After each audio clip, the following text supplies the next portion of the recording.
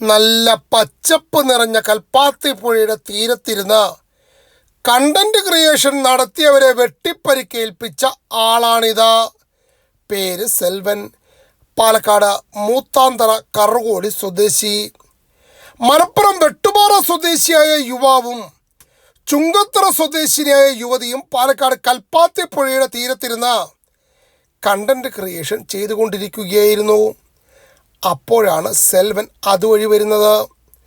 തന്നെ കൂടെ content creation കൂട്ടാമോ എന്നായി സെൽവൻ.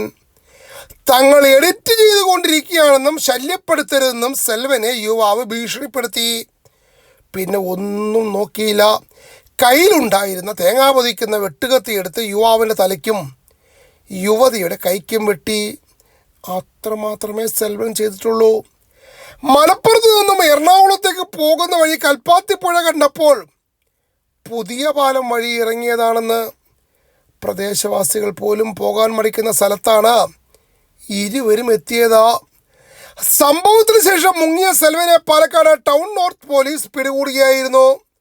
വെട്ട് അത്ര സാരമുള്ളതല്ല. അതുകൊണ്ട് കുറച്ച് ദിവസം കഴിയുമ്പോൾ വേണമെങ്കിൽ ഇരുവർക്കും എഡിറ്റിങ്ങും കണ്ടന്റ് ക്രിയേഷനും വീണ്ടും തുടങ്ങാം.